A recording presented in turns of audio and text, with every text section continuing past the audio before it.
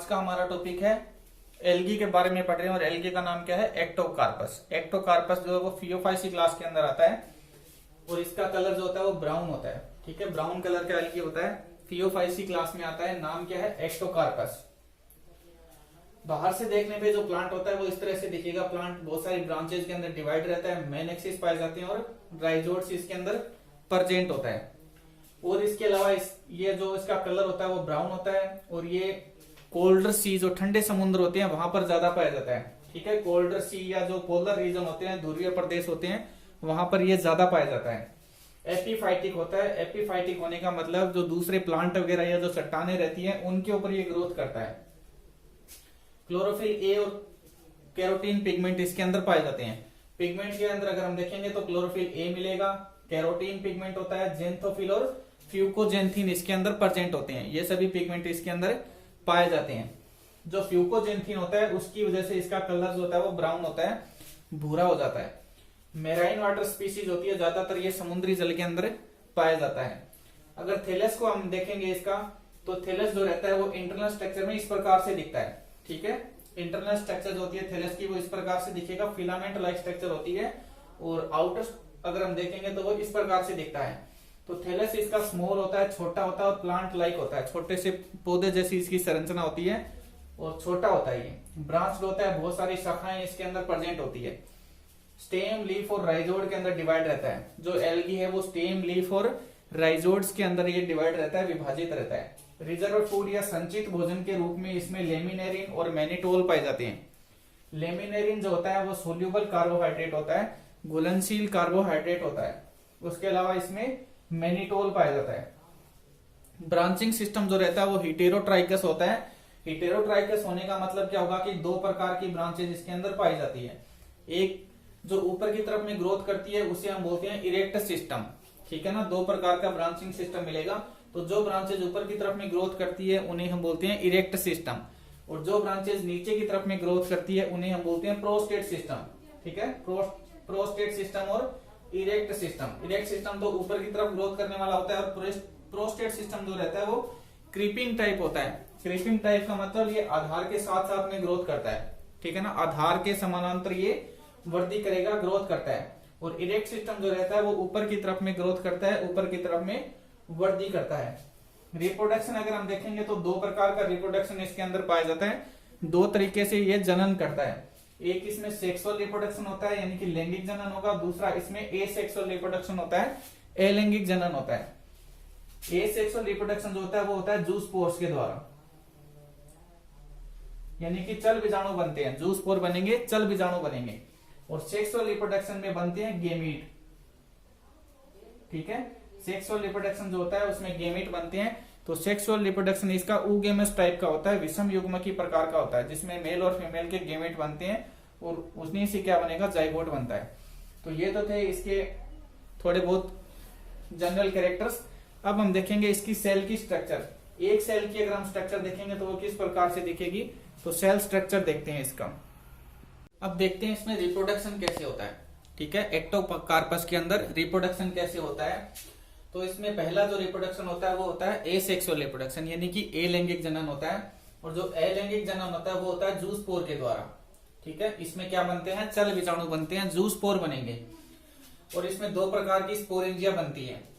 Zoospore कहाँ बनेंगे? Sporangia के अंदर। और दो प्रकार की स्पोरेंजिया इसके अंदर पाई जाती है। एक होती है यूनिलोक्यूलर स्पोरेंजिया और दूसरी होती है प्लूरिलोक्यूलर स्पोरेंजिया।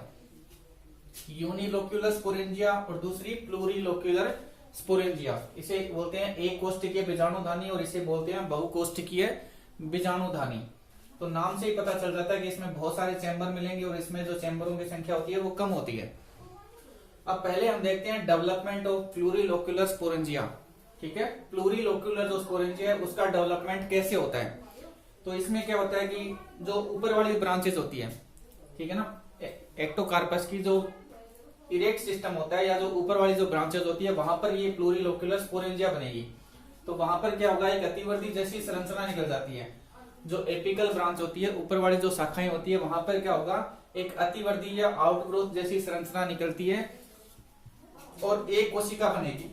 ठीक है, ऊपर वाली जो ब्रांचेज है ना, वहां पे क्या होगा, एक आउटग्रोथ या अतिवृद्धि जैसी संरचना बनेगी, और उस संरचना को या उस सेल को हम क्या बोलेंगे, स्पोरेंजियल इनिशियल सेल बोलते हैं। उसे हम क्या बोलेंगे, स्पोरेंजियल इनिशियल सेल बोलेंगे। स्पोरेंजियल इनिशियल सेल के अंदर क्या होगा, बहुत बार माइटोटिक डिवीजन होता है, समसूत्री विभाजन होगा। स्पोरेंजियल इनिशियल सेल के अंदर बहुत बार माइटोटिक डिवीजन होते हैं, समसूत्री विभाजन होते हैं। समसूत्री विभाजन से क्या होगा, 6 से 12 कोशिकाओं का एक फिलामेंट बन जाता है। ठीक है, इस तरह से 6 से 12 कोशिकाओं का एक फिलामेंट जैसी संरचना बन जाती है। अब ये जो फिलामेंट लाइक स्ट्रक्चर होती है, जो किससे बनी हुई होती है, 6 से 12 कोशिकाएं इसके अंदर प्रेजेंट होती है। ये जो फिलामेंट लाइक स्ट्रक्चर होती है, ये फिलामेंट लाइक स्ट्रक्चर क्या करेगा, डिवीजन करेगा। ठीक है, इसमें पेरिक्लाइनल और एंटीक्लाइनल डिवीजन होते हैं, परिणत और अपनत विभाजन होते हैं बहुत बार। ठीक है ना, इस फिलामेंट लाइक स्ट्रक्चर में क्या होगा, पेरिक्लाइनल और एंटीक्लाइनल डिवीजन होते हैं, जिससे एक मल्टीसेलुलर स्ट्रक्चर बन जाएगी। ठीक है ना, एक मल्टीसेलुलर स्ट्रक्चर बन जाएगी, और उस संरचना को हम क्या बोलेंगे, स्पोरेंजिया बोलते हैं। एक मल्टीसेलुलर बहुत सारी कोशिकाओं की बनी हुई एक संरचना बन जाती है, जिसे हम क्या बोलते हैं, स्पोरेंजिया। इस स्पोरेंजिया के अंदर 10 से लेकर 12 तक ट्रांसवर्स टायर प्रेजेंट होते हैं। 10 से लेकर 12 तक ट्रांसवर्स टायर पाए जाते हैं, इस तरह से। ठीक है ना, 10 से 12 इसके अंदर क्या बन जाते हैं, ट्रांसवर्स टायर बन जाते हैं। और इन ट्रांसवर्स टायर के अंदर क्या होता है, 100 से लेकर 200 तक की कोशिकाएं प्रेजेंट होती है। इन ट्रांसवर्स टायर के अंदर क्या होगा, 100 से लेकर 200 तक की सेल्स इसके अंदर प्रेजेंट होती है। अब क्या होगा, प्रत्येक सेल का जो साइटोप्लाज्म होता है, प्रत्येक सेल का जो साइटोप्लाज्म होता है वो किस में कन्वर्ट हो जाता है, जूस्पोर के अंदर। प्रत्येक सेल का जो साइटोप्लाज्म होता है वो जूस्पोर में कन्वर्ट हो जाता है। देखो यहाँ पे माइटोटिक डिवीजन हुआ, माइटोटिक डिवीजन होने के बाद में 6 से 12 सेलुलर फिलामेंट बन जाते हैं। ठीक है ना, अब ये जो फिलामेंट होते हैं ये पेरिक्लाइनल और एंटीक्लाइनल डिवीजन करते हैं और क्या बनाते हैं, स्पोरेंजिया, यानी कि एक मल्टीसेलुलर स्ट्रक्चर बनाते हैं। इस मल्टीसेलुलर स्ट्रक्चर के अंदर 10 से लेकर 12 तक ट्रांसवर्स टायर होते हैं, और इन टायरों के अंदर क्या होता है, 100 से लेकर 200 तक की सेल्स प्रेजेंट होती है। प्रत्येक सेल के अंदर न्यूक्लियस होता है, प्रत्येक सेल के अंदर न्यूक्लियस होता है, और ये न्यूक्लियस कैसा होता है, डिप्लॉयड होता है, 2n होता है। ठीक है ना, क्योंकि इसमें माइटोसिस हुआ है, तो इसका जो न्यूक्लियस रहता है वो डिप्लॉयड होता है, द्विगुणित युग्म केंद्रक होता है इसके अंदर। ठीक है ना, डिप्लॉयड न्यूक्लियस होगा। अब क्या होगा, जो प्रत्येक जो सेल होती है वो सेल, प्रत्येक सेल का जो साइटोप्लाज्म होता है वो किस में कन्वर्ट हो जाएगा, जूस्पोर के अंदर। ठीक है ना, जूस्पोर के अंदर कन्वर्ट हो जाता है। अब ये जो जूस्पोर है ना, इसके अंदर जो न्यूक्लियस प्रेजेंट है ये भी कैसा होता है, 2n होता है, डिप्लॉयड होता है। ठीक है, जूस्पोर की स्ट्रक्चर कैसी होती है, ये किडनी के आकार के होते हैं, और बाइफ्लैजिलेट होते हैं, 2-2 फ्लैजिला इनके अंदर प्रेजेंट होती है। किडनी शेप होते हैं और बाइफ्लैजिलेट होते हैं, 2-2 फ्लैजिला इनके अंदर प्रेजेंट होती है। ये भी कैसे होते हैं, जूस्पोर कैसे बनेंगे, अब डिप्लॉयड बनते हैं, डिप्लॉयड जूस्पोर बनेंगे। अब जूस्पोर का जर्मिनेशन कैसे होता है, इनका अंकुरण कैसे होता है, तो प्रत्येक जो जूस्पोर होता है वो जब इसको कोई बेस मिल जाता है, ठीक है ना, जूस्पोर को जब कोई आधार मिल जाता है तो ये उस आधार पर जाकर चिपक जाएंगे। पहले तो क्या होगा, थोड़ी देर तक ये पानी के अंदर तैरते रहते हैं, इसके बाद में जब इन्हें कोई बेस या आधार मिल जाता है तो ये उस आधार पर जाकर चिपक जाएंगे। चिपकने के बाद में क्या होगा, इनकी फ्लैजिला गायब हो जाती है, इनकी फ्लैजिला गायब हो जाएगी, लुप्त हो जाती है, और ये गोलाकार संरचना के रूप में आ जाते हैं। इस तरह से ये गोल हो जाते हैं और इनके अंदर डिप्लॉयड न्यूक्लियस प्रेजेंट होता है। इस गोल संरचना को हम बोलते हैं सिस्ट, इसे हम क्या बोलेंगे, सिस्ट बोलते हैं। अब इस सिस्ट में डिवीजन होता है जिससे 2 सेल बनेगी। ठीक है ना, इस सिस्ट का जो न्यूक्लियस होता है ये न्यूक्लियस डिवीजन करेगा और ये 2 सेल बनाएगा। ऊपर वाली सेल को बोलते हैं हम अपर सेल, नीचे वाली सेल को बोलेंगे लोअर सेल। ठीक है ना, तो अपर सेल से क्या बनेगा, ऊपर वाला पार्ट बनता है। अपर सेल डिवीजन करके क्या बनाएगी, ऊपर वाला भाग, थैलस का ऊपर का पार्ट बनाती है, और जो लोअर सेल होती है वो डिवीजन करके क्या बनाती है, वो राइजोइड बनाएगी। ठीक है ना, लोअर सेल डिवीजन करके क्या बनाती है, राइजोइड बनाएगी। अब ये जो थैलस बना है या ये जो प्लांट बना है ये होता है स्पोरोफाइट। ठीक है ना, ये जो प्लांट बना है ये प्लांट कैसा है, स्पोरोफाइट है, और साथ में ये डिप्लॉयड होता है, 2n होता है, डिप्लॉयड प्लांट बना। ठीक है, तो ये तो हो गया डेवलपमेंट ऑफ प्लूरिलोक्यूलर स्पोरेंजिया। अब हम देखेंगे डेवलपमेंट ऑफ यूनिलोक्यूलर स्पोरेंजिया। तो एक कोष्ठ के बीजाणुधानी होती है उसका डेवलपमेंट कैसे होता है। अब हम देखते हैं डेवलपमेंट ऑफ यूनिलोक्यूलर स्पोरेंजिया। जो एक कोष्ठ के बीजाणुधानी होती है उसका डेवलपमेंट कैसे होता है, तो सेम इसका डेवलपमेंट वैसे ही होता है जैसे प्लूरिलोक्यूलर का होता है। थोड़ा सा चेंजमेंट आ जाता है बस।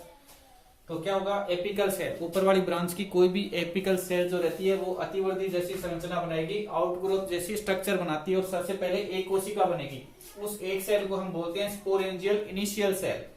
इस स्पोरेंजियल इनिशियल सेल में पहले क्या होगा, मियोसिस डिवीजन होता है। वहां पे क्या हो रहा था, पहले माइटोसिस हो रहा था, ठीक है ना। माइटोसिस से डिप्लॉइड जो भी बना था वो सब डिप्लॉइड था। यहाँ पे पहले मियोसिस होता है, ठीक है ना। एक सेल था, एक सेल के अंदर जो न्यूक्लियस है वो न्यूक्लियस मियोसिस डिवीजन करेगा और ये 4 न्यूक्लियस बनाएगा। मियोसिस डिवीजन करके क्या बनाएगा, 4 न्यूक्लियस बनाता है। अब ये जो चारों न्यूक्लियस होते हैं ये फिर से माइटोसिस डिवीजन करते हैं। 4 न्यूक्लियस माइटोसिस डिवीजन करेंगे और ये 32 से लेकर 64 तक के न्यूक्लियस बना देते हैं। 32 to 64 ये न्यूक्लियस बना लेते हैं। इन न्यूक्लियस के चारों ओर वाल नहीं बनती है, वाल का फॉर्मेशन नहीं होता, ठीक है ना, ये ऐसे ही पड़े रहते हैं। अब ये जो न्यूक्लियस बने हैं 32 से लेकर 64 न्यूक्लियस बने हैं, ये कैसे होते हैं, हेप्लॉइड होते हैं, ठीक है ना। ये कैसे बनेंगे, हेप्लॉइड होते हैं। अब जो प्रत्येक जो न्यूक्लियस होता है वो जूस्पोर के अंदर कन्वर्ट हो जाएगा। प्रत्येक जो न्यूक्लियस है, जैसे 32 से लेकर 64 तक न्यूक्लियस बने हैं, तो प्रत्येक जो न्यूक्लियस होता है वो जूस्पोर के अंदर कन्वर्ट हो जाएगा। और ये जूस्पोर भी कैसा होता है, हेप्लॉइड होता है। यहाँ पर भी जूस्पोर की स्ट्रक्चर बिल्कुल सेम होती है, हार्ट शेप होता है, बाईफ्लैजिलेट होता है, 2 फ्लैजिला इसके अंदर प्रेजेंट होती है। और इसमें जो न्यूक्लियस होगा वो कैसा होता है, हेप्लॉइड होता है। अगुणित न्यूक्लियस इसके अंदर प्रेजेंट होता है। अब इसका जर्मिनेशन कैसे होता है, ठीक है ना, न्यूक्लियस का जर्मिनेशन कैसे होता है। तो ये न्यूक्लियस बाहर, ये जो जूस्पोर बना है इसमें अब जर्मिनेशन होगा, अंकुरन होगा। तो ये कैसे होगा, न्यूक्लियर, ये जो जूस्पोर जब इसके अंदर प्रेजेंट होते हैं तो इसकी सेल वॉल जो रहती है ना वो खराब हो जाती है, सेल वॉल खराब हो जाएगी और वो फट जाती है। फटने से क्या होगा, जूस्पोर बाहर आ जाते हैं।